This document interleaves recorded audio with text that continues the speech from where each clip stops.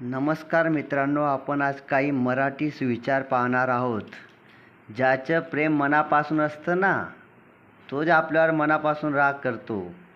मित्रांनो, आजचा मराठी सुविचार आहे, ज्याचं प्रेम मनापासून असतं ना, तोच आपल्यावर मनापासून राग करतो. कधी कधी वाटतं आपले वडील राग करतात, आई राग करते, पण त्यांचं खरं प्रेम असतं म्हणून ते आपल्यावर राग करत असतात. दुसरा सुविचार आहे, कधी कधी गोड बोलणाऱ्या लोकांकडून आपली फसवणूक होण्याची शक्यता जास्त असते.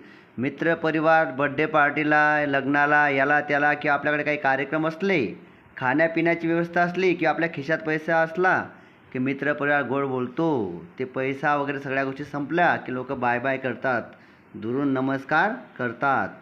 पुढचा सुविचार आहे, बापाच्या कष्टाची किंमत ज्या मुलाला असते ना, तो 1 रुपया खर्च करताना 10 वेळा विचार करतो. मित्रांनो, ज्यांना रेडीमेड सगळ्या गोष्टी भेटत्या, आपण त्याला म्हणतो आयतं भेटतं, ते मुलं कधीच वडिलांच्या पैशाची कदर करत नाही. पण जे स्वतः कष्ट करतात किंवा मेहनतीने आईवडिलांनी त्यांना काही घेऊन दिलेलं असतं, तर अशी मुलं वडिलांचा पैसा खर्च करताना 10 वेळा विचार करतात. पुढचा सुविचार आहे, संकटामध्येच आपली खरी कसोटी असते. संकटे ही आपल्याला हरवण्यासाठी नाही, तर आपली परीक्षा घेण्यासाठी आलेले असतात. मित्रांनो, अनेक जणांना सवय असते की संकट आले की ते घाबरून जातात, पळवाटा शोधतात. पण संकटे आपली परीक्षा घेण्यासाठी, आपल्याला कणखर मजबूत बनवण्यासाठी आलेली असतात. संकटांचा सामना करा, त्यांच्यापासून पडू नका.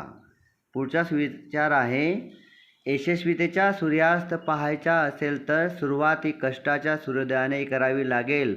तुम्हाला तुमच्या आयुष्याची शेवटची वर्षे किंवा 50 नंतरचा कालावधी जर तुम्हाला आनंदित घालवायचा असेल, तर सुरुवातीची वर्षे कष्टात घालवावी लागतील, कष्ट करावं लागेल.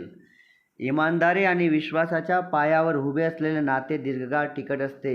मित्रांनो, नातं निभवताना 2 गोष्टी खूप महत्त्वाच्या असतात, इमानदारी आणि विश्वास. या जर सोबत राहिल्या तर आपलं नातं हे दीर्घकाळ टिकत असते.